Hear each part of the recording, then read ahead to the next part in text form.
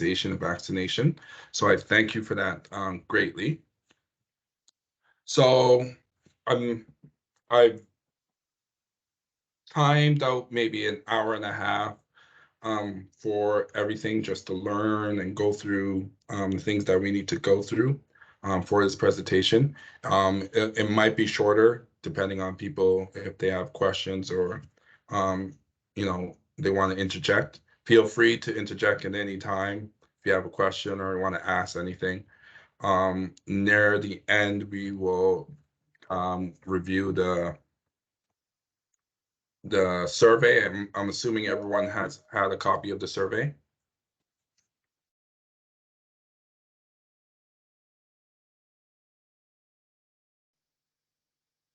All right. So just the agenda for today. You know, introductions, what is a survey, and why do we use them?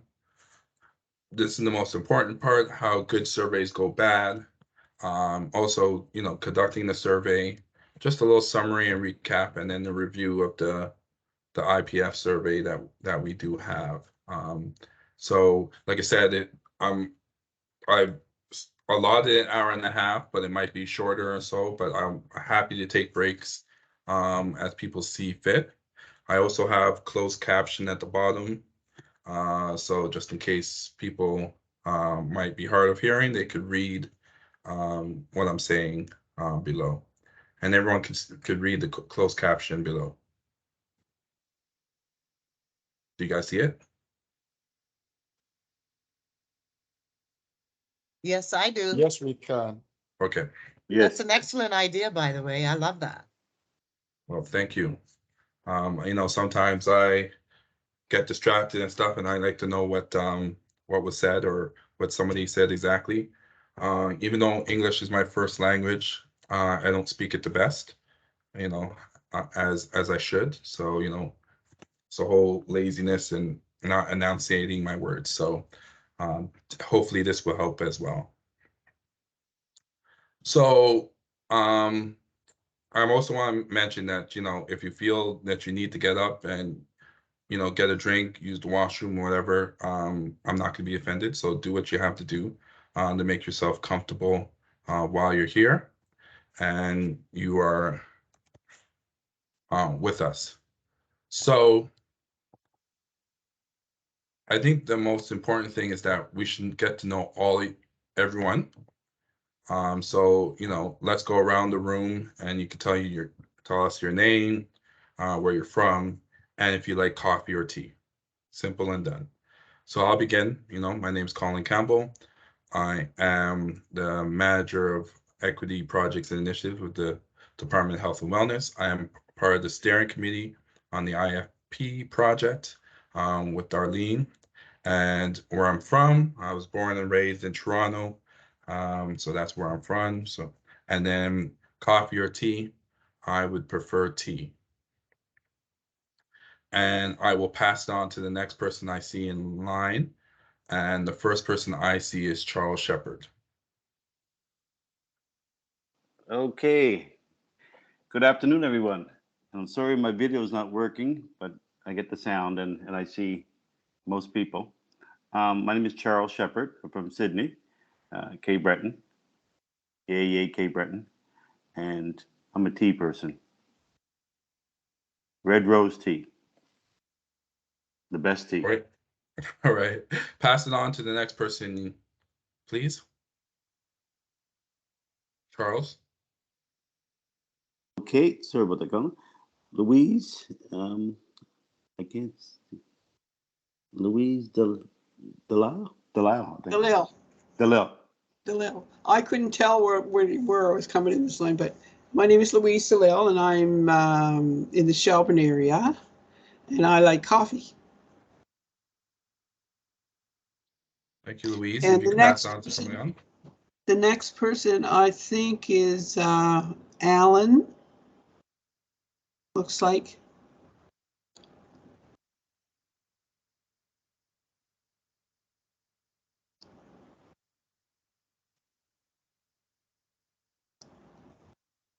You're reading my surname, Allen, or doesn't Denise show up at all?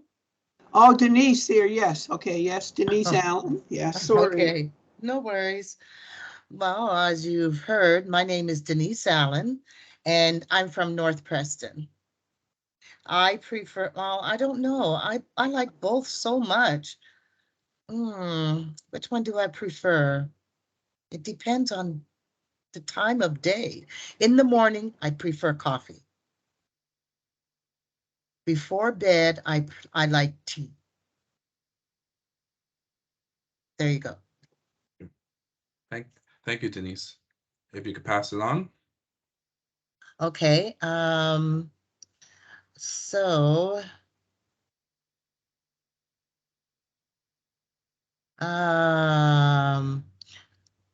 Adekoke, you're next on my list.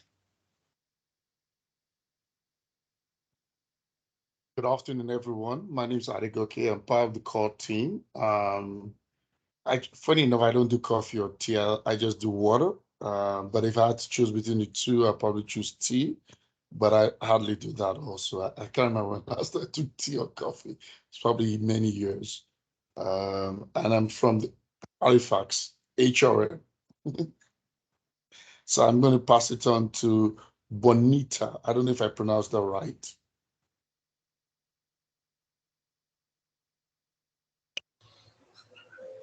Hi there. Excuse me, I'm Bonita. I'm from Digby area, and I like both. Gotta pick one, Bonita. Tea. Okay. And if you could pass it on to the next person.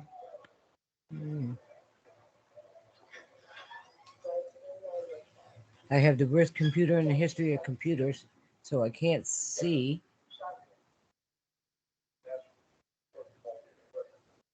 Shanice,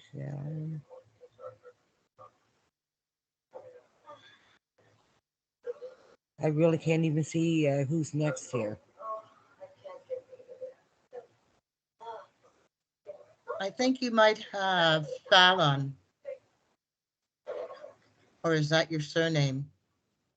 That's my first name. So yeah. All right. I'm Fallon Mayhew. Okay, I'm Fallon Mayhew. I'm from Amherst, Cumberland, and I prefer coffee, which I'm drinking now, so all the time. And I can't see who's next on mine either. So maybe Darlene might be. Let's see. Gina is next. Okay. Thank you. No worries. Hi, my name is Gina Jones Wilson. I'm from the community of Upper Hammonds Plains, and I'm not really a tea or coffee drinker, but I would prefer tea. And I'm going to pass it over to Karen McLean. McLean?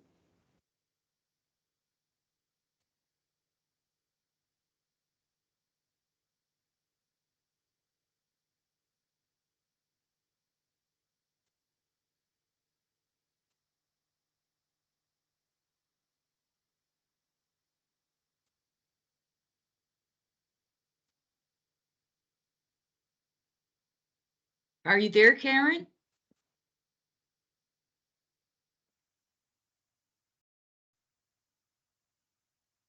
Okay, I'll do Tony Lopi.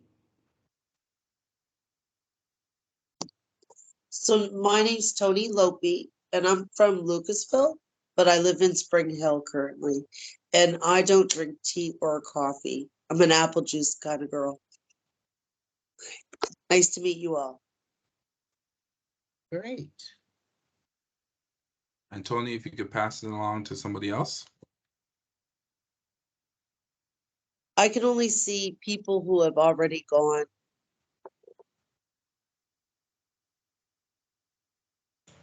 Okay, my speaker is on. It's Karen. My name is Karen McLean, and I'm from New Glasgow, and I prefer coffee.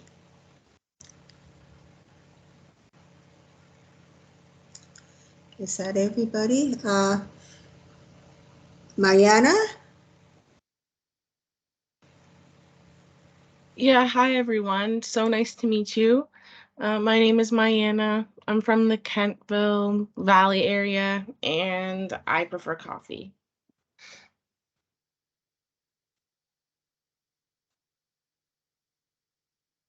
All right, if you could pass it And on. has everyone gone? I think there's No, still one more not yet. person.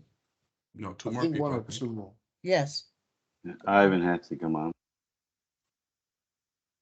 Okay, Ivan.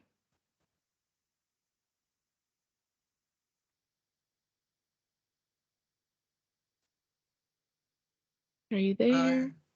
Ivan, you're up.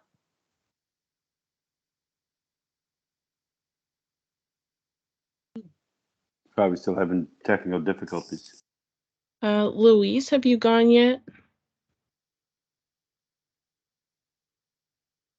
Yes, yes, I have. Okay. Okay, let me see. I think, Yahuni? yeah, Yanini hasn't gone.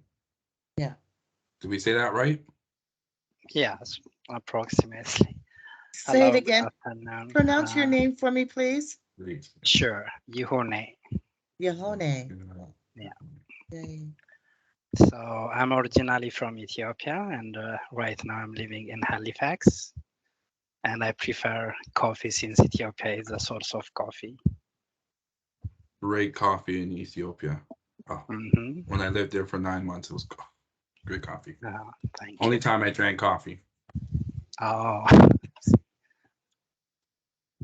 All right, you could pass it on. I think Ivan's the only one left. I think Ivan don't connect his speaker and the video device. Just he show up his name.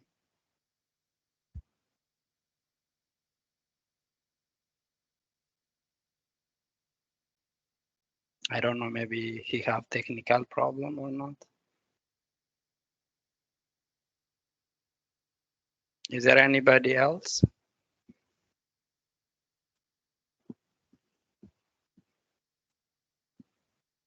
I don't think so.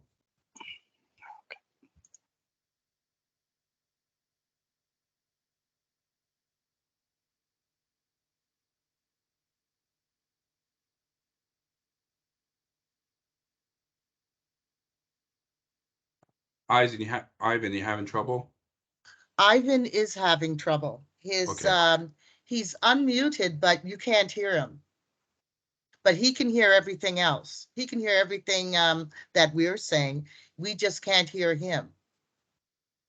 And you can All right, so see when- he's unmuted, Unmute, or at yeah. least that's what it's indicating. And he's talking because I heard him say, "My name is Ivan Wise," but I couldn't hear him from my computer. So he's still having technical difficulties. I think he left, and hopefully he'll come back. And oh, there you are, Ivan. He's just saying one moment.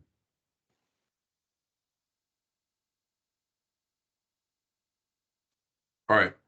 I'll come back to Ivan. So that's Ivan Wise. I think a few And of he us says know he him. likes coffee. And he's from Cherry Brook. Perfect. So thank you everyone for introducing yourselves. Just a little thing about coffee and tea. You know, it's, you know, we have people who like coffee, we have people like tea, and there's people who don't even care for either or of those. But you know, these are the things that happen in a survey that, you know, you're gonna get people where you have to choose one or two. They're might give you a different answer or something that's not related. So I'm just trying to show you an example of things that may happen while you're out in the field. But I also wanted to say that, you know, since I'm a tea drinker, you know, what type of tea, or if you drink tea or coffee, there is actually there is actually a trait. So, you know, tea drinkers are, you know, tend to be, you know, highly determined more than coffee drinkers. So just to let you know. So coffee drinkers, you gotta get up to that level. They're less pessimistic. Tea drinkers, they're more persistent than, you know, pop drinkers as well. So just a little tidbit for you, if you're a tea or coffee, or, you know, apple juice or water, as some other people have said.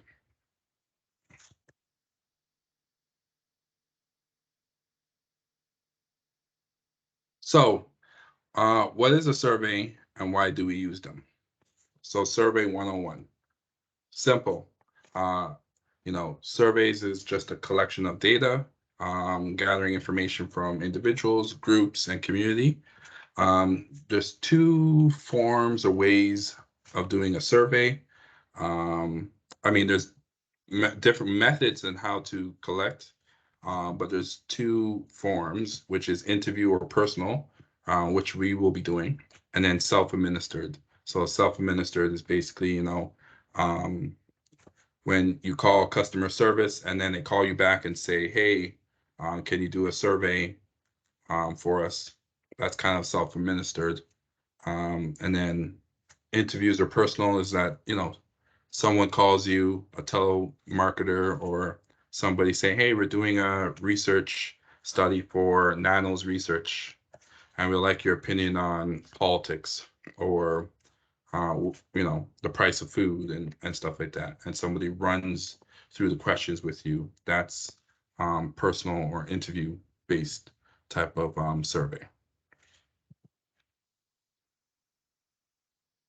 So why do we use surveys? It's the quickest and easiest way for researchers, social scientists to collect data and information that they need. Surveys are used to investigate characteristics, behaviors, opinions of group of people or community. So same way I use coffee and tea to gain, just to find out, hey, what do people like to drink? Is it coffee or is it tea? So many surveys do the same thing that we're doing now, that you will be doing shortly as well. Why do we use surveys? Well, again, using the example of coffee and tea, social and economic structures, right? For example, there has been studies on, where you drink your tea, where you buy your coffee. Do you do Tim Hortons? Do you do McDonald's? Do you do a local coffee shop? Do you do Starbucks? They have figured out, hey, this is how people think about economic structures. Some people who have a lot of disposable cash will go to Starbucks, and I don't understand why somebody would pay $12 for a cup of coffee, but some people do. And it's because of the social and economic structures that studies have shown. Social attitudes, like same thing. Values and behaviors and other motivating factors that make people decide whether to buy coffee or drink coffee or tea, where to buy it, and how to have it, right? And a survey could find all that out from a community or a group of people. Okay, we'll let this person in. So again, feel free to ask any questions if you do, just let me know how, if you have any questions and stuff like that.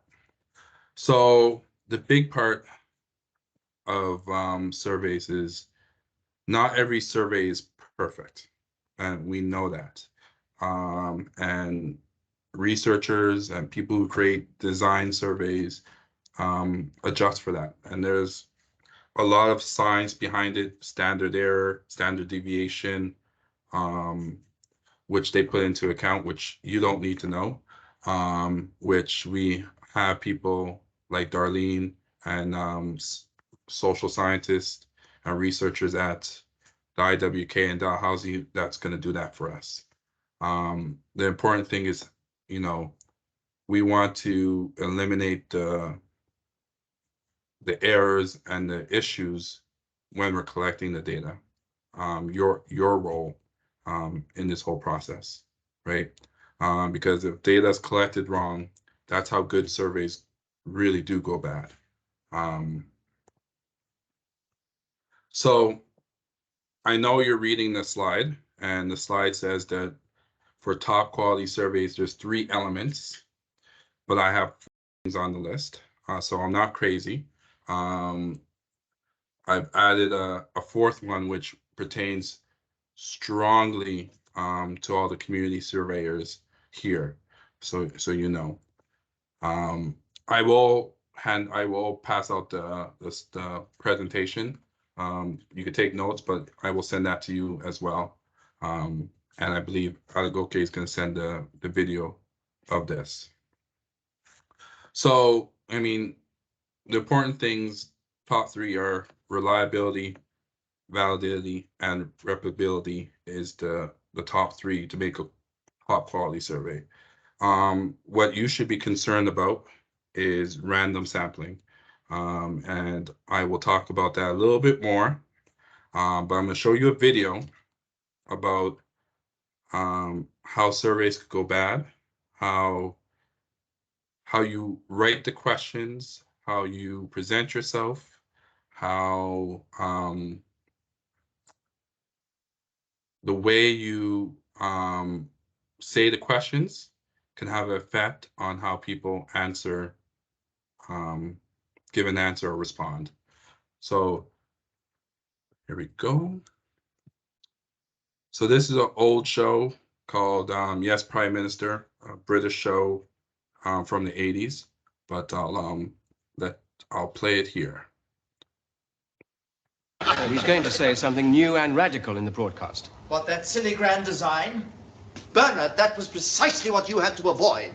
How did this come about? I shall need a very good explanation. Well, he's very keen on it. What's that got to do with it? Things don't happen just because prime ministers are very keen on them. Neville changes.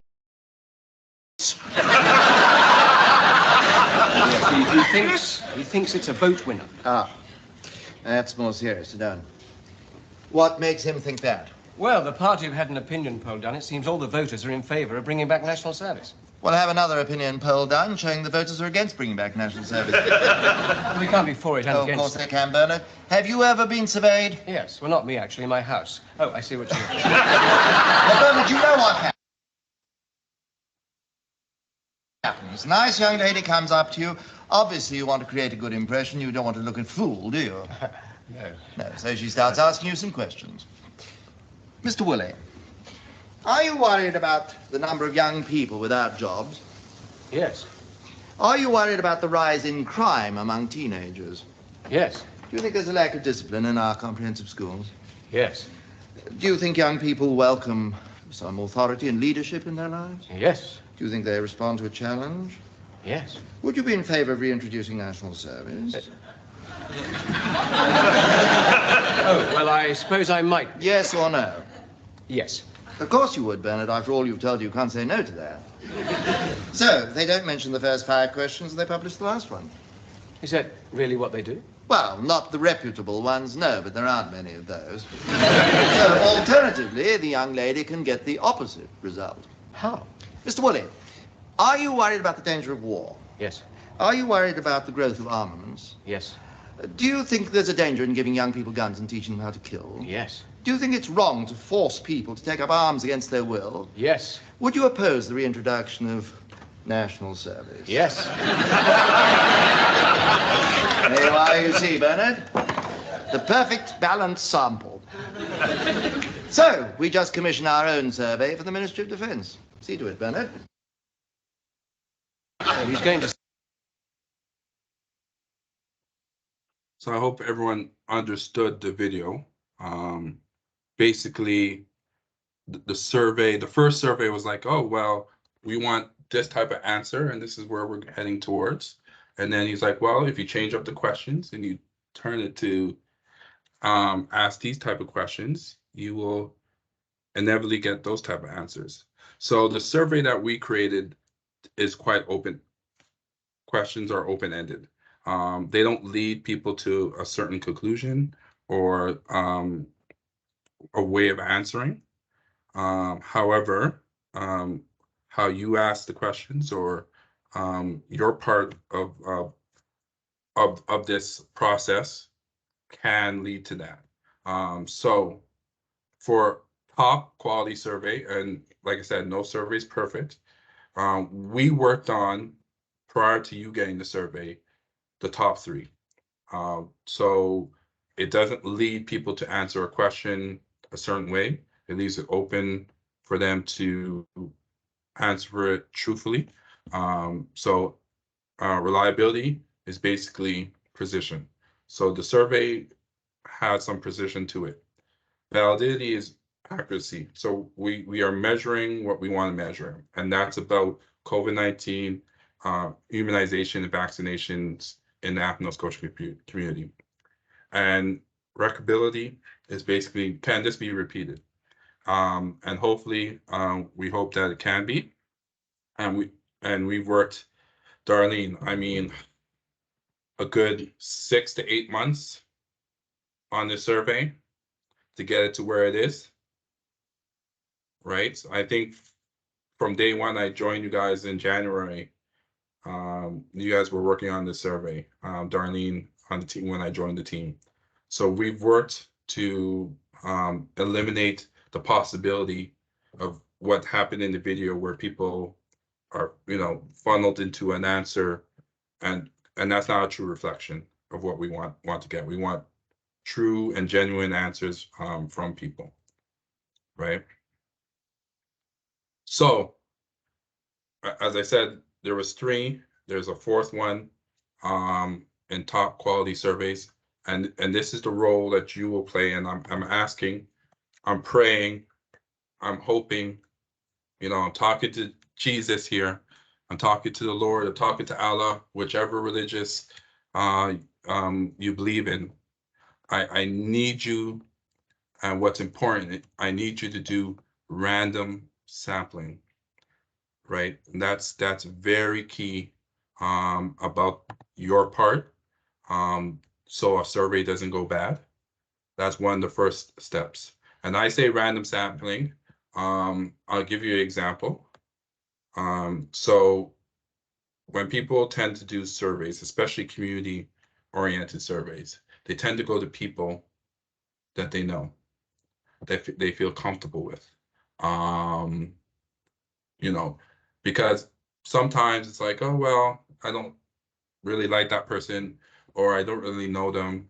I have 20 houses I have to go to out of 50. I'll go to at least 15 of them where I know the people, or they're my families, they're a close friend, a close acquaintance, and I'll feel comfortable. We're trying to avoid that. And I'll give you the example. So out of the 6, so out of my wife and I, my in-laws, and my parents, so there's six adults. Only 1 out of that 6 had a different view on COVID-19 and vaccinations than the other 5. 5 of them had all the same views that, this is what I feel of COVID, and they all agreed. Except for one person was like, nope, this is my view, and this is what I'm sticking to. And that's what, if you don't do random sampling, is going to happen. Because you're most likely, the people that you're comfortable with, the people who are your family, most likely going to have the same view and perspective on COVID-19, the vaccination, because, that's how you got close to them, because you have things in common.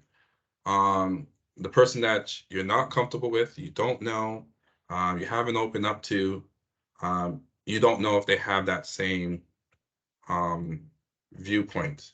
And like I said, what we're trying to do is get a genuine perspective and results from the community. So I hope, like I said, that you randomly sampling, and Darlene and I could tell you ways to do that. If you have to go to 10 houses out of 20, you just put the door numbers in a hat and you pick them out of a hat, like that, from 1 to 20. If your numbers go by 2s, or if it goes by 5s, do the same thing, right? And you put it in a hat and you pick out, and these are the houses you go to and you select. So again, I'm praying that this is an important part of your aspect to help with this survey not going bad.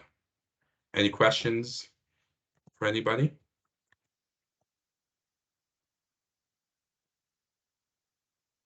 feel free. Open up. Well, many of the Black communities in Nova Scotia, most of us are related either through blood or through marriage.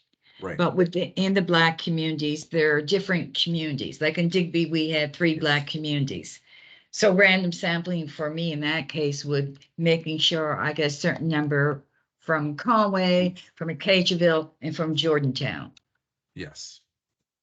Right. Yeah. Which of those 3 communities are you from? Conway. Conway. So the hope is that you just don't hang around Conway and get all your answers from them. That's right. Right.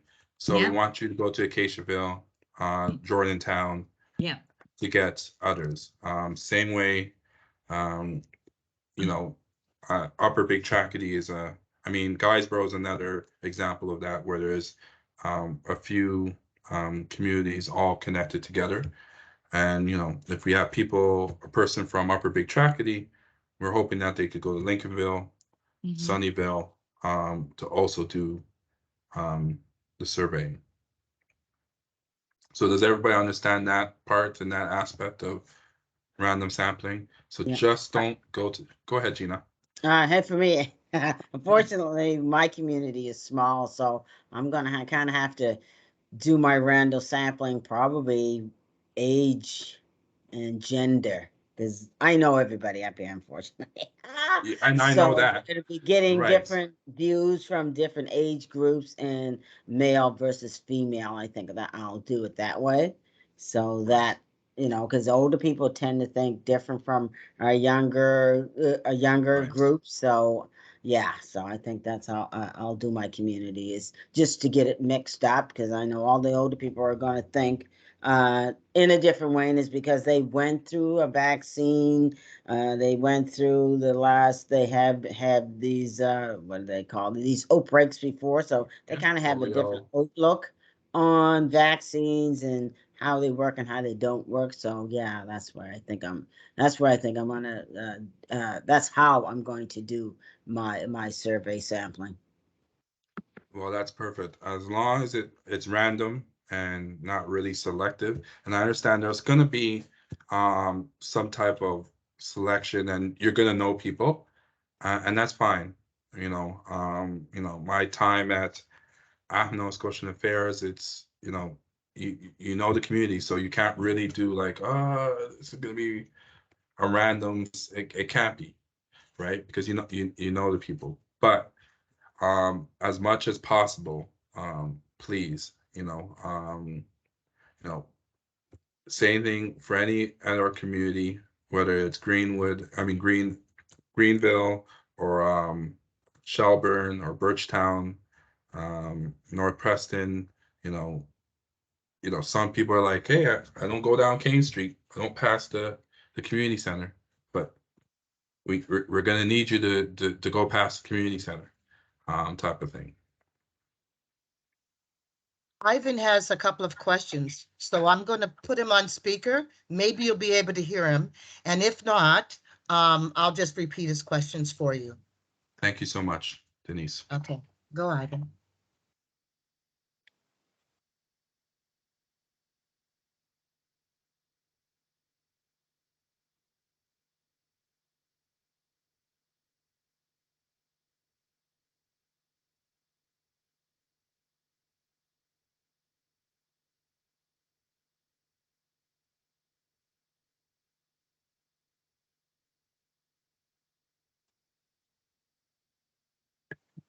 Did you hear the question?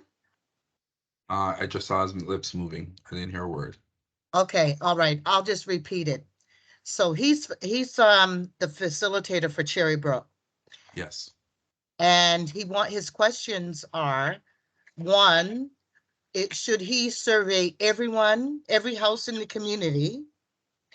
And if he goes to a house and there's, say, 5 people in a household, should he survey everyone in that household?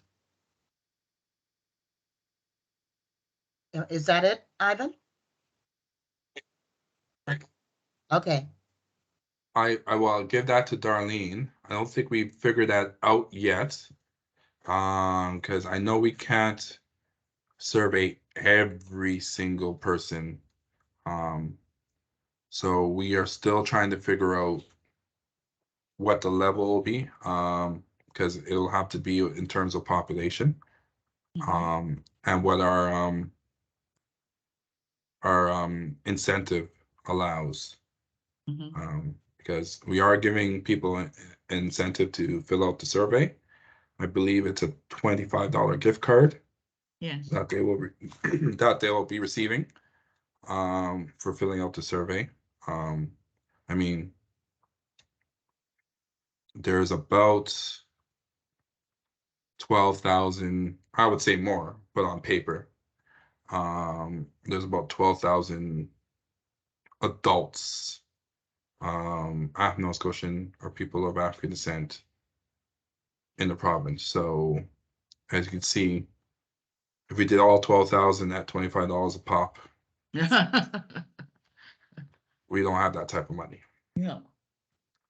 I definitely tell you that. And if we did, then whew, our community could do a lot more right now. So, so Ivan, let me get back. But in terms of in the household, I would say if everybody wants to do it, I would say go ahead. However, I mean, comfortably, 2 or 3 would be fine from that household. Only because, you know, a lot of people in the same household have the same type of opinion. So doing all 5 probably wouldn't need to happen. And we also do want to get a broader base of the community, or voice, I should say, of the community. So I would say do 2 or 3 if there's 5 people in there. And also the fact that some of the survey is going to be answered by someone about children, and then another adult will likely answer the same questions, and you'll get that same responses. So 2 or 3 will be fine. Do you have a follow-up, Ivan? Yes, he does have a follow-up question, and it's just, he wants to know when should he have this, or when does the project end or have to be completed by? The completion of this project is March the 31st, 2023, but the surveys we want to get done and completed within the next 2 months from now, hopefully before Christmas, that we have the bulk of the surveys completed. After the surveys are done, there's the analysis, there's the inputting of the data, there's other pieces that we will be doing depending upon the responses we get from community members. So the big aim is at the end of September, we have 90% of the surveys, or the number of surveys that we want done. Yes, end of September, October. So to wrap everything up for the collection of the data from the surveys. In some communities, the time span would be much shorter because the population is much less than in other communities. So it's going to be based on that. And the important thing is that you want a representation of the community profile from different people participating in the surveys. I'm not sure how large Cherry Brook is. It's about 500 perhaps, the total population. So you obviously are not going to be able to interview all 500 people. And like Gina says, she's doing hers. Hammonds Plains is a much smaller population base. And so she's going to do hers with having youth 19 and over, middle age, adults, seniors, elders. So you get the representation based on age. So each community may be different on the representation, but what you want are different views across different variables, whether it's age, whether it's sex. Right. So each community is going to look different in terms of how that's done and what you're sampling. Like in Digby, I would sample by the 3 Black communities. I would want to get a certain number from Conway, a certain number from Cageville, and a certain number from Jordantown, and including the youth, young adults, seniors, and elders. And then also you want people from Digby proper, people who live. I'm assuming there's some Nova Scotians that live in. Oh, Digby absolutely, proper, but they're right? still connected to one of the communities. So if someone lives in Digby Town, they're connected to one of the 3 Black communities, but they're not living in the community. Most of our young people, and Bonita probably could answer that a lot more in detail than I could, are living in Digby proper. Right. Okay, I'll pass on to Gina, but I'm just looking at the closed caption and it's quite off from what I'm saying, so I apologize. Can I ask a question? Well, can we just get Gina first because she had her hand Yeah, up? sure. Louise. Okay. Oh, my question was, are you doing the surveys percentage-wise of the African Nova Scotian communities? Because like I said, you can't do all 13, 14,000. So do you have a percentage of how many people you want to target? That way, like each community kind of has equal, like footing in the overall picture. Because like some are big, some are small. And that would kind of give us an idea of how many surveys we're going to be receiving so that we can figure out this random sampling. Good question, and we have been challenged with that.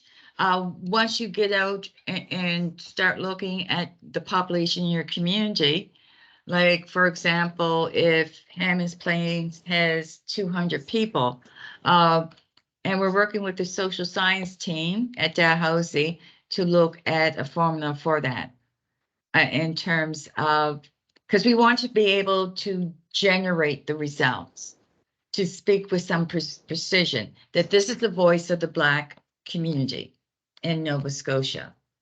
So we're still working with them on what the equation would be to determine the percentage. But in order to do that as well, we need to have an idea or an estimation of the population base in each of the communities to do that. So we're getting there. Thank you. Yeah.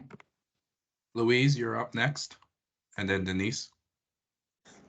I just after the survey are completed, will we as a group still be working on the data and interpreting that data in some way to carry it through to the end of this project? Yes. And what the role of that looks like, we're still working on it. Like the analysis, there's also going to be an evaluation component of this project that we want the input from the community facilitators as part of that. So it's truly reflective of the Black community. So yes, but the capacity we're not 100% sure of, other than being involved in, some of the discussions around the analysis of it and the evaluation pieces. How should that be done? Where should it be done? And all those pieces with evaluation.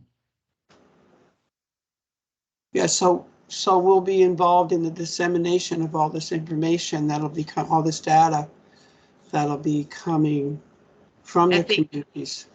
Well, and that's another thing too. We need to get back to the community. What are the results of the survey? Yes. And, whether that's information sharing sessions, I mean, we definitely will be able to have those, but it would be nice, and don't know as yet, to bring to have it like provincial, a gathering, And that just depends upon securing funding to do that. But it's certainly getting back the information, the results that we have. The information will be disseminated to all the communities. Okay, thank you. I see Denise was next. Thank you. So Darlene, you're saying that you would like, or you're hoping to have the surveys completed by the end of September? Or October. Well, we're going into August now, right? Some of them can be for the smaller communities. They may be completed by the end of September. But we're going for, say, October. So say maybe in, let me see, 20. So in less than 40 days, to do a community such as the Preston Township, to have that done. Yeah, it'll take longer than that.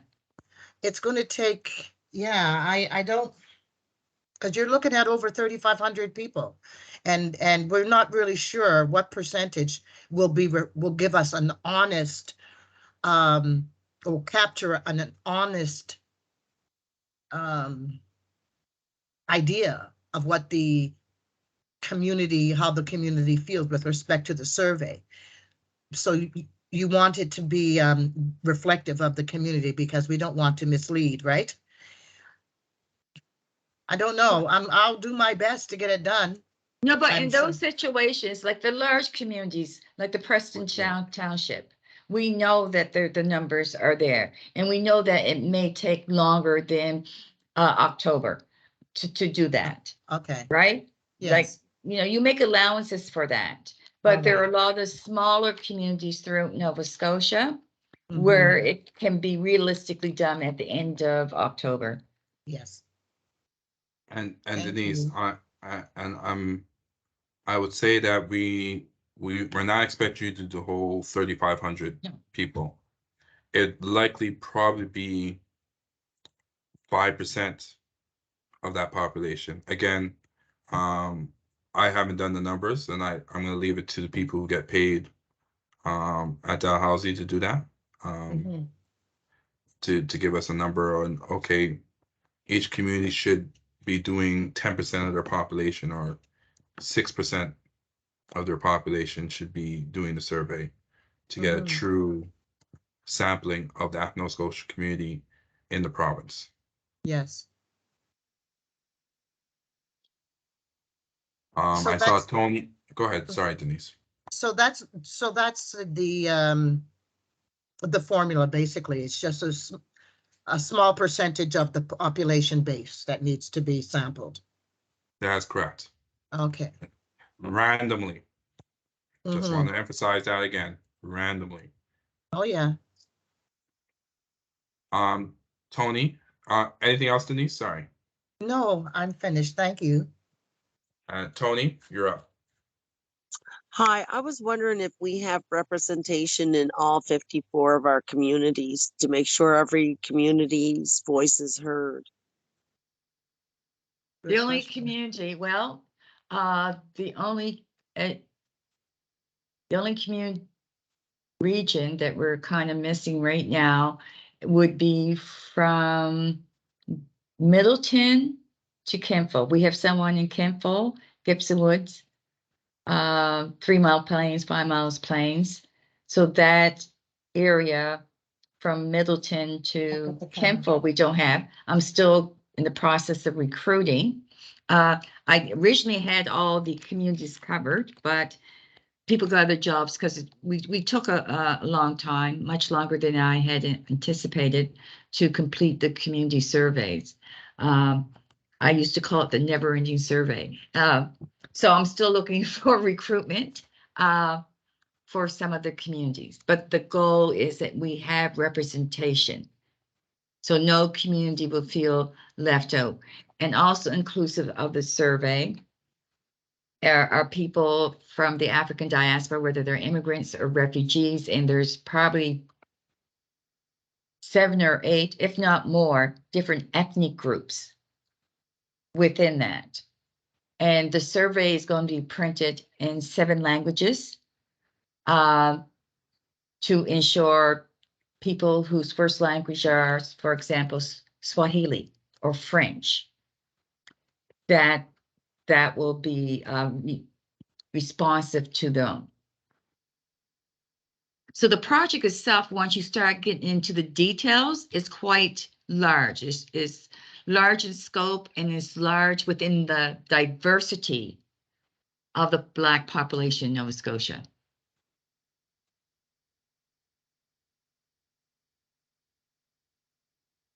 Thank you. Tony, was that helpful? Yes, thank you, Darlene. No problem, Tony. And Gina, is your hand still up or you have another question? Oh, it's down now.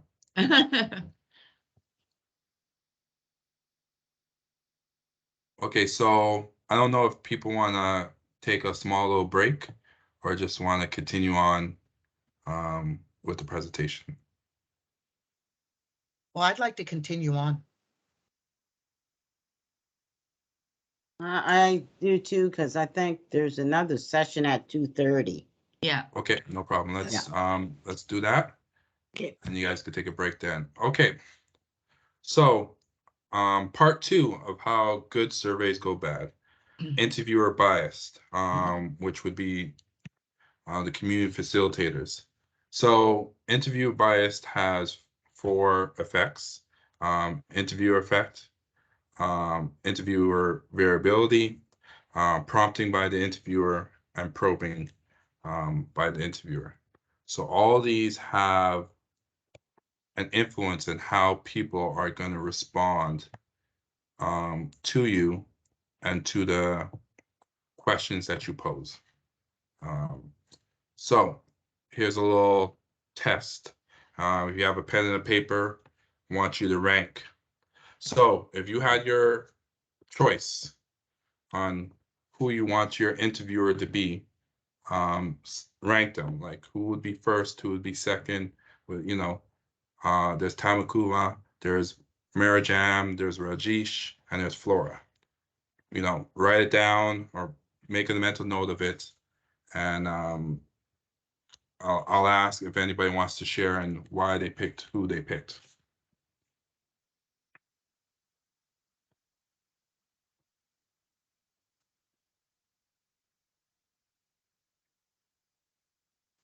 Anybody wants to share? I still see Tony's hands up, so I'm assuming that's from before. Well, I'll pick Rashid. Okay. Rajesh. Rajesh, why Rajesh? He's friendly looking. Good. And who was the last? Just by his facial expressions, I don't know. He seems like he'd be a nice guy. Who was last on your list? How do I take my hand down? How do I take my hand down? You just hit the same button. Yeah. To raise it. Oh, okay, thank you. And Tony, can I ask you who's at the bottom of your list? Takuma. Okay. Anybody else want to share?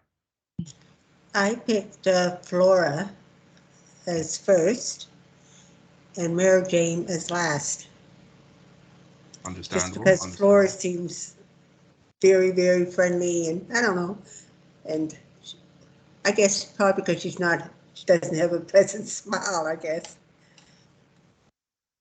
Excellent. I mean, for me, I've also picked Flora, you know. She seems that she has some African roots or African descent in her. And then I picked Takuma last. And then the other 2 were somewhere in the middle. Why would you pick him last? If you want me to be honest, yeah, I'm gonna be honest. He was Asian, so my thought was he might not speak English good. Mm-hmm. And you know, I'm playing on a stereotype here. Yes, right. Right. So, and this is what interviewer effect is, basically. So we're gonna do the same scenario, and we're gonna change it up. But I do see somebody's hand up. Fallon. Yeah, that was me. I was just gonna say Flora was my pick also for my first one because she's more relatable, and she, like you said, it looks as though to be more representative of our culture. And I picked Takuma as last, probably maybe for the same reasons as you. I just wouldn't feel as comfortable. And another thing that you need to keep in mind that where you're doing this in person, there's a certain energy that we all have. Right. Yeah. That we bring to the room or to the conversation. So even though Flora, I know that she is of African descent, I also sense from her picture status orientated. And when you're dealing with a lot of Black communities, if you have that air about you, you're not going to connect with people. So there's the physical representation. Does the person look pleasant from your perception of what pleasant is? And there's also the energy that they bring to the interview as well, which will influence the interview. It will influence the engagement of the interview. Journey's just taping my presentation. Oh, I'm sorry. I'm going to shut up. I'm turning up my mic right now. But no, it's good that you said it. You're setting the stage for what's supposed to come. Denise, I see your hand up. Do you want to add a comment? Yes, it seems like Flora is the the choice person to do interviews, and even the one that I did, I picked Takuma last, but I picked both women. First Flora, there you go, exactly. And Mary Jam second, and next Rojish third, and Takuma last. And I based it on just gender, I prefer women. When it comes to meeting with someone for the first time, I would prefer to meet with a woman, regardless of what she looks like. And I feel more comfortable. And that has an effect on people and stuff. So Tony, just hold on for a minute. I'm going to go to the next slide. We're going to do this again, but I've added more faces. Go ahead. I just wanted to say that I didn't pick Tacoma because of language barriers. I based my pick solely off of my intuition. When I looked at them, how it made me feel. All right. So we're going to do the same thing with more faces. Let me see if your list has changed.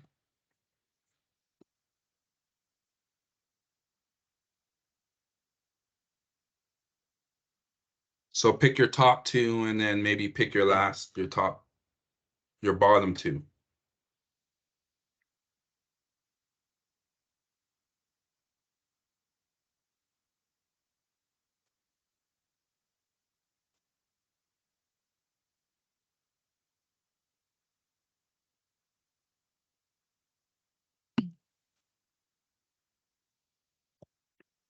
Anybody want to share? Okay, I'll share.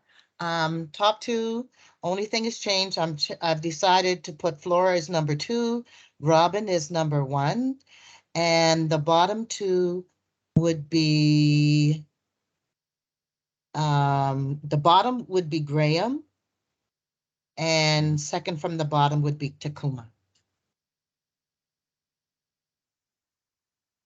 Anybody else? I'm assuming your selection has changed, and it had for me, right? Yeah. It went from Flora to now Rowan, then to Robin as the top two. I see. And then Takuma and Marijam or Elizabeth at the Mhm. bottom. Mm. Right. Tony, I see your hand up. I'd pick Robin first and Rashid second and Graham and Takuma last, my two bottoms. Perfect, thank you. I just find males aren't very open to, usually as females I find I talk with emotion and they're not receptive to that. A lot of males aren't. Hmm. Thank you, Tony. And Louise? I picked Robin first, then Flora. And the bottom two was Graham and Takuma. Perfect. So from this little exercise, you see that people's perspective or who they want to interview them has changed because of the person's appearance or their gender or their sex or their age. Unfortunately, in this survey, people are not going to have that option, right? But as you can see, how much certain characteristics of a person, physical characteristics, affects how you view a person and how you're more willing to open up or participate. So interviewer effect is basically an interviewer's visible characteristics that might have an influence on a respondent's or a person's answers. There's also non-visible characteristics or actions that have an effect on that, but typically the first thing you see is those physical, and the top three, sex and gender, race and age, attractiveness. That also plays a fact. How attractive somebody is may make you open up more or talk more, or in your eyes, if they're not as attractive as you would like, you might be not as more willing to open up. So the first two, there's not much you could do about it. I mean, you can't change your sex or gender. Well, you can, but I mean, when you walk through that door, if they're looking for a male and you come in female, you're going to be that sex or gender. Race, luckily for us, it's a positive because we are all people of African descent, which we are going to people of African descent homes. So that can give us an advantage because people feel more comfortable with people of the same race, same background, same ethnicity, interviewing them. And then age is also a factor. Young people tend to want younger people to interview them. And, younger people may not be as open to someone who's older because they might have a different view than them. So these are things you have to keep in mind. And later on in the presentation, I'll teach you ways to try to eliminate this interviewer effect. However, again, there's not much you could do about it other than trying to compensate in other ways so people could overlook this effect.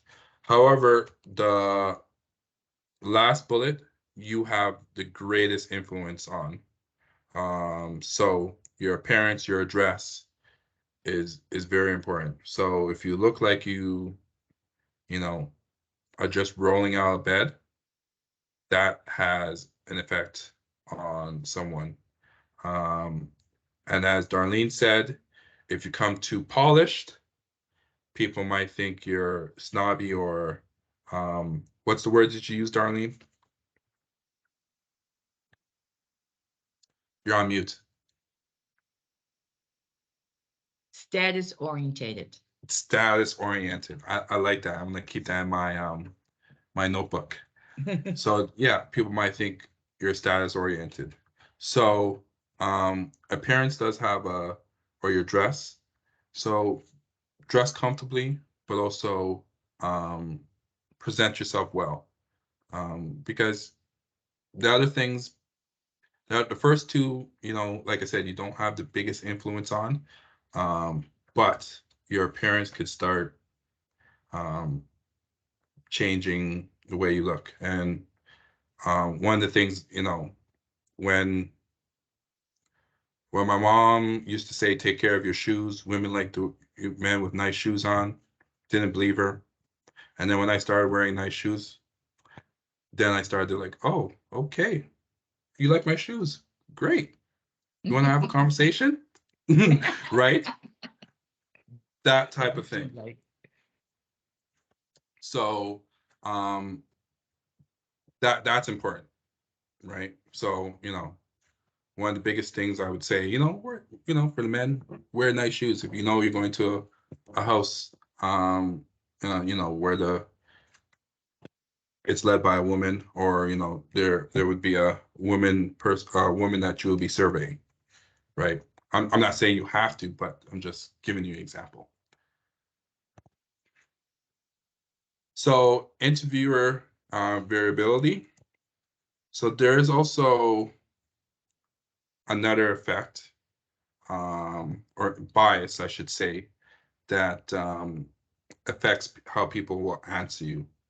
So one of the things here is that you're not consistent in asking the questions and or recording the answers, either with different respondents or even the same respondent over the duration of the interview. This happens usually over time, when the repetitiveness of the survey, and when you become more familiar with the survey, you'll tend to speed up. Depending on your attitude of the day, you might be like very short and curt and, you know, quick. You might be less attentive. So when this happens, especially, you know, when I said over time, repetitiveness of the survey, and when you start becoming familiar with the survey, it translates into boredom. So you're gonna start getting bored of asking the same questions over and over to 50 people. So about the 20, 25 mark, you're gonna be like, oh, again, same question, same back and forth. And you know, you're gonna start getting, you might get bored. You start getting careless as well, where you're just assuming, you know, because somebody has a long preamble before they answer the question. Well, you know, so and so, my uncle took the COVID vaccine, and this happened to him. Da, da, da, da. When the question is, well, did you take the COVID vaccine, right? And basically, you're thinking no, even though the answer is, you know, after they talked for a good 2 or 3 minutes, it's like, yes, I did take it though, type of thing. Less attentive, you speed up the questions, and change in attitude or behavior. So keep that in mind when you're doing the surveying. So I would pace yourself.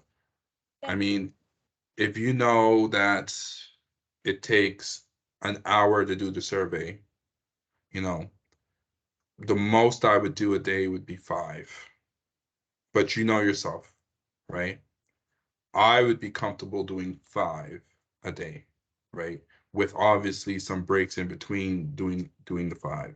You know, if I'm at a household like Ivan asked, if there's 5 people, okay, I could do 3 hours straight in this household. Obviously, you know, hopefully they'll offer me water, some tea or biscuits or whatever, and that will help breaking it. But to do more than 5 in a day, unless you know yourself, will be difficult. And I could tell you, once you get to that 6th or 7th one for the day, you're going to start speeding up the questions. Your attitude's going to change. Be like, come on, just answer. You're going to cut people off to say, okay, I just need the answer. And we don't want that. So just keep in mind of what you're doing and how you're doing it. And it will happen. I'm not saying that it won't, but you just need to learn to adjust yourself. If you notice that it's happening to you, that you're bored, you're less attentive, you're asking the questions quickly, take a couple of days to orient yourself, to make your, get back to your zen, so you could, ask the questions and answer and record the questions properly. Does everyone understand that aspect? Yes. Any questions about that?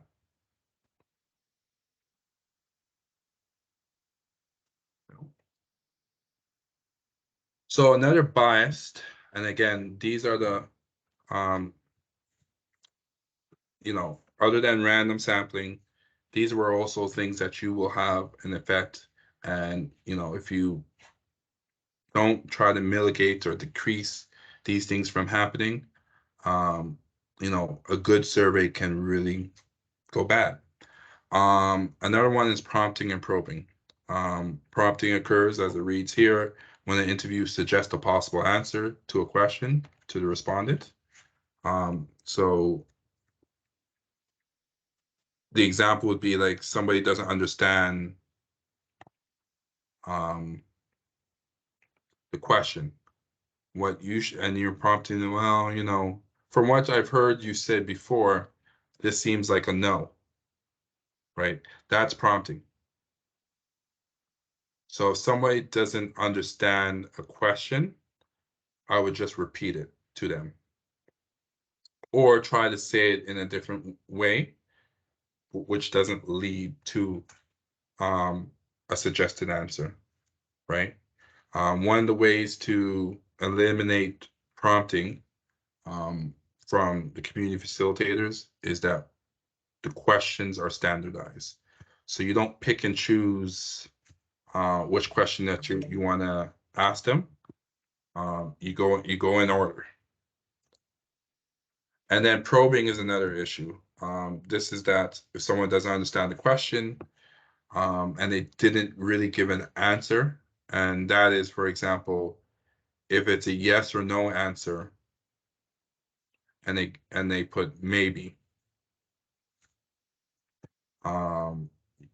you're gonna have to probe, but probe in a way where it's an open ended question, not a closed ending. So it's like where it's say, so that is a no in terms of this answer.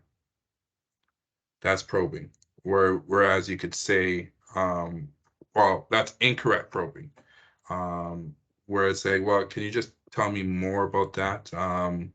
The answer does only allow for a yes or no answer.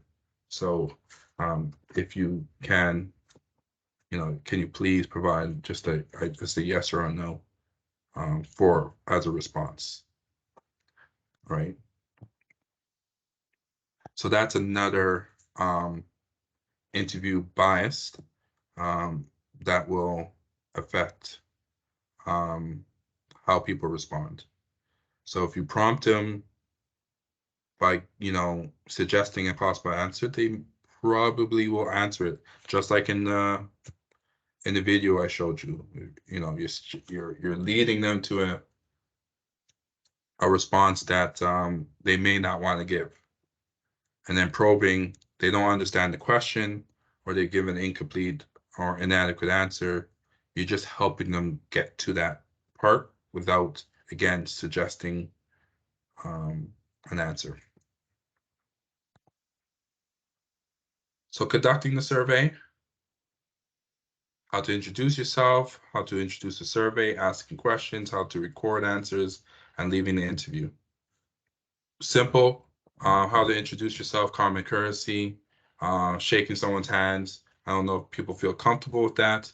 You know, you could just wave and you could just let them know, oh, you know, do you feel comfortable? We could just wave, but, you know, at least say hello, how are you doing? How's your day? Build rapport with them is also an important thing. So talk about common items, the weather, the news. When I say the news, nothing controversial. So, you know, just saying, you know, did you hear about that person that won the lottery out in Pictou? And it was a black woman too. Did you hear about that? You know, something like that. But make the report period brief but effective. And then answer simple personal questions. You know, your last name, or who you're related to, where you're from, because people always want to know who your peoples are, right? You know, people always ask me, oh, what's your last name? Campbell, and they're like, oh, so you're a Guysborough Campbell. I'm like, no, I'm a Trinidadian Campbell. So, you know, just those type of building rapport. So introducing the survey. So there's a big introduction or preamble, which is important that you do say, because that connects people to what we're doing.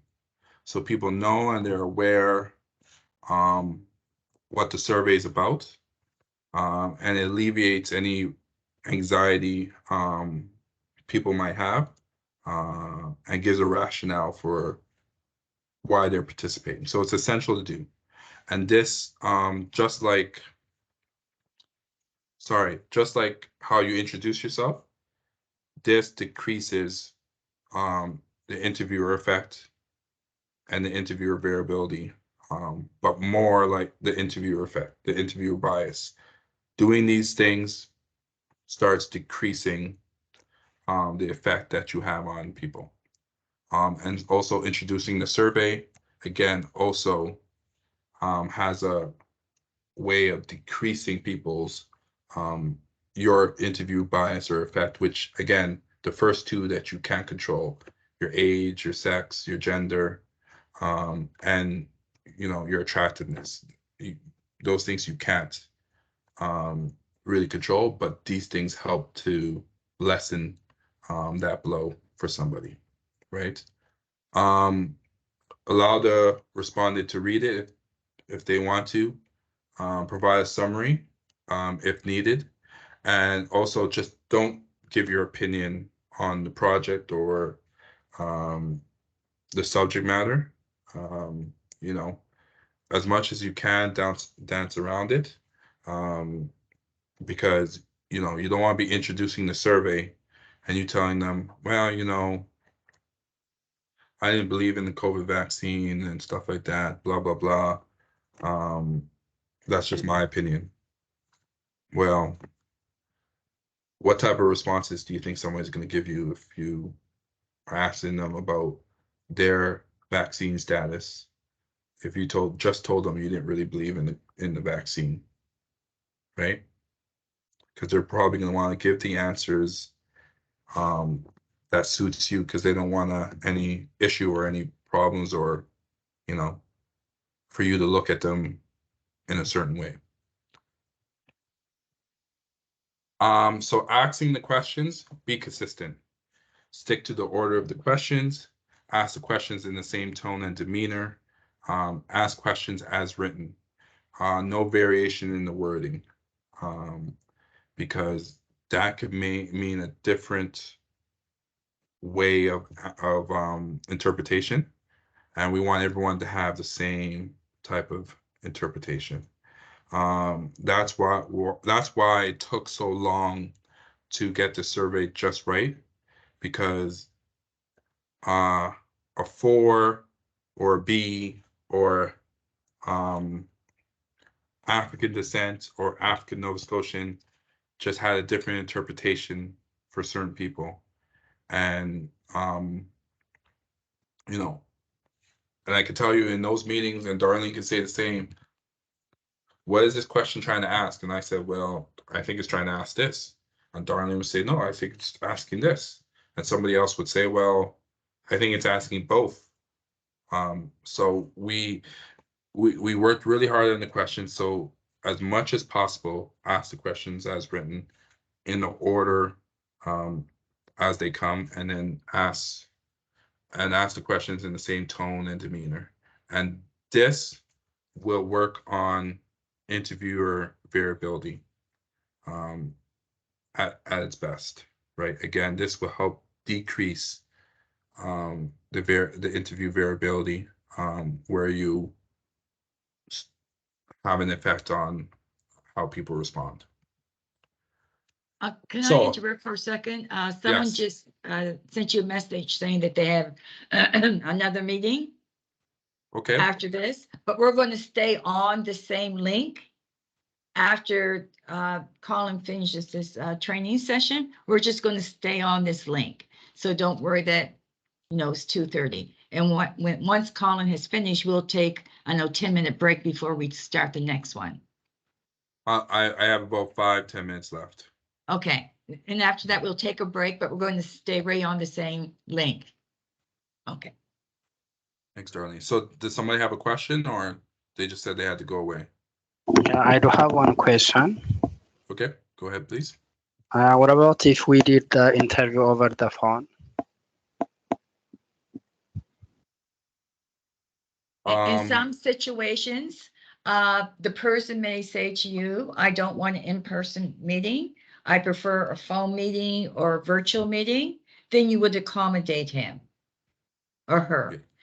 Our goal is to have many in-person interviews as possible because we want to engage with people. We want to hear what they truly think about this situation with COVID, about the vaccine. What is it that you truly think about what has happened for you? So there'll be different methods depending on the people in the community that you're working in. Yeah, because I'm from Ethiopian community, Mhm. and most probably we know each other very well Mhm. with the people. So for me, phone interview or in-person interview is the same. Okay, great. Yeah. So if it is possible, I will do either way. Mhm. Okay, thank you. I would just notate on that this was done by phone. Okay, sure. And again, if you are going to someone's house, I would bring a mask because, COVID is still rampant. So just to let you know. Right. Does it have any difference, like going in person and doing over phone for the person like me who knows the community very well? Well, if it's somebody you know very well, not necessarily. Okay. However, how often do you sit on the phone when someone says, I have 10 questions and I'm doing a research study for about how you feel about the next federal election? How many people actually stay on the phone and ask, I see. ask those questions? It's because there's a disconnect. You don't know the Yeah, I person. understand. Yeah. I understand if you know the person, and you know the person well, you're like, oh yeah, Karen, yeah, of course I'll have time for you, to answer the phone. No problem, to stay on the phone with you. It'll probably take, Karen would say, hey, it'd probably take around 40-45 minutes. Are you comfortable with that? Yes. Right. But with some people, I mean, I know Ivan, right? But, I don't know Vicky. So Vicky called me up and says, hey, I want to do a survey. Sorry. I want to do a survey. It'll probably take 40 minutes to an hour. Over the phone. I don't know. Right. Compared to Ivan, because I know Ivan, I'll be like, yeah, Ivan. Maybe today might not be the best day to do the call, but I'll take it. Whereas if Vicky came in my house in person, I might be more willing to say, okay, I have time. Tony? Hi, I was just wondering, approximately how long should it take to complete a survey? Well, it can take anywhere from 40 minutes to an hour, and a little bit less, a little bit more, depending how engaged the person is in responding, because some of the questions or a lot of the questions are open-ended. So depending how engaged they are, how much they have to say about the particular subject. But an hour is at the other end, where if you're doing it within 30 minutes or so, you may have to ask yourself, are you engaging the person? Or is the person just giving you one sentence answers just to get through the interview? Yeah. And you're going to get people like that, where it's like, I want to do this as quick as possible. Where's my $25 gift card? Yeah, I want now. Yes, no, yes, yes. No, I have no opinion. Yep, yep. Okay. Yes. Yeah, I have a shot. I don't know about my kids. Moving on. Okay, I'm done. Are we done? When do I get my $25 gift card? And trust me, you will get people where you will finish this survey. You will you reading the introduction will be longer than doing the survey. So going back to the presentation and just saying, record the answers as given within the possible answers. So as much as possible. There are some open-ended ones. So write down and notate as much as possible what they said. Don't think about, oh, well, they really meant this. If, again, the answer is, a little inadequate or you just don't understand, just say, hey, can you just elaborate more on this, what you said here? I'm just trying to get it in the best tone or the best voice of you. And that's how you could probe without directing them to an answer. So this is really important. Record the answers as given. When recording the answers, some other things to remember: be attentive, be understanding, be patient, and be right. For some people, you might be their first and only visitor for the month. So they might try to keep you in their house as much as possible. So a 40-minute survey might take an hour and a half to 2 hours. Right? Where they're like, hey, you want some tea? No problem. And it's not that they put the kettle on and all that stuff and then come sit down and do part of the interview and then the kettle's boiling, they go back up.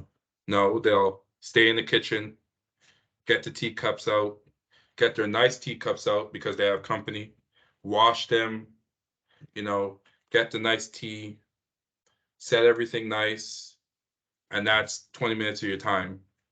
And you haven't even said anything about the survey or the introduction or anything like that. So be patient. You will get a few people who are like that because, again, they don't have a lot of human interaction, or they're just introverts, and that's how they are, right? And then some people are just very hospitable. They like to entertain and they like to cater to people. So again, they might do the tea or coffee thing, orange juice or apple juice or water, and something that you think should take 2 or 3 minutes to do takes 15 minutes, right? So just be patient with those people and that situation. Especially when you're dealing with, oh, sorry. Go ahead. especially when you're dealing in small rural communities, you're probably going to get a meal.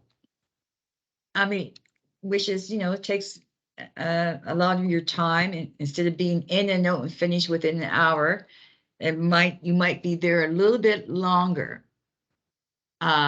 Because they say, well, I'm making this and I got this on the stove. You're going to sit down, have something to eat. And if you say no, it's insulting them. And so you got to balance those things. And also, just on that other word about being patient, the other thing about they might give you long answers, like, because they want to tell you about their son, their uncle, their daughter, their niece, their nephew, and how so-and-so got the vaccine, they got sick, and oh Lord, I had to go to the hospital and see them, but they wouldn't let me in because, there was COVID restrictions, and I cried, and then they finally let me up, and the security guard was like, don't tell anybody that I let you up here, and oh my gosh, she was just horrible in that bed, but then she survived, and then I'm happy that she's here. Like, it could that long to get to the answer. So leaving the interview, common currencies again. Thank you. Thank them for their time. Say goodbye. Say their name as well. Talk about the survey follow up. And just remind them the respondents that the information they provided is confidential, private, and anonymous. That's key. Again, while leaving, because they will definitely tell other people in the community, and you want them to say to other people in the community, oh, the person that came to do that survey was nice. We had a good conversation. Everything's private and confidential, they told me. So, if they knock on your door, let them in, answer the question, right? So, again, one bad survey has a ripple effect for you in the community. Because, our people chat, any people chat.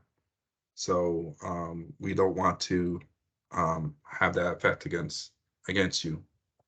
Again, also, any small talk shouldn't discuss the survey questions further. Just, have that little small talk. Oh, it looks like it's gonna rain a little later and stuff, but I'll be home by then. Just that type of small stuff. So just a quick recap. Be aware of interview bias. I told you those 4 interview bias. Interview effect basically is your physical appearance and characteristics, which 2 out of 3 you can't change, but you can change your appearance and dress. So, dress decent, dress too appropriately. And then, you have interview variability, prompting, and probing. And that goes to the second one. Try to avoid probing and prompting. Remember to build rapport and have common courtesies. So, another common courtesies is taking your shoes off in someone's house. Unless they express to say, oh, you don't need to take off your shoes. Start taking your shoes off as soon as you get past the front door. When asking and recording questions, be attentive and consistent. And don't forget to, when leaving, follow up and do common courtesies again. So I would suggest to do a pre-test of the survey. Basically, maybe the community facilitators amongst themselves could do the survey amongst each other, or do it with a family member or friend. So you understand where, you might have a problem reading a question, you might not understand something, so you could come to me or Darlene and say, okay, I'm not understanding this question. How do I pose it, or how do I fix it? So again, it's better to know now, in the pre-stage, before you get out there and you're asking questions and you just don't seem comfortable in asking the question, right? And we could definitely help and coach you on ways to improve that if you have any difficulties understanding or going forward. So I'll leave you with this African proverb. If you wish to move mountains tomorrow, you must start lifting stones.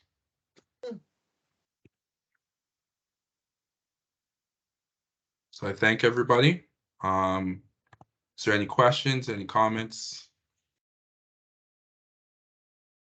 people have?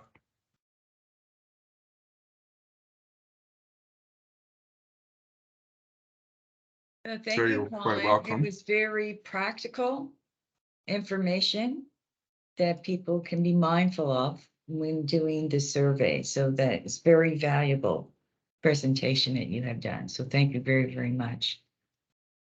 I just want to say that you guys got $1,200 worth of information, because I paid $1,200 for this information at school.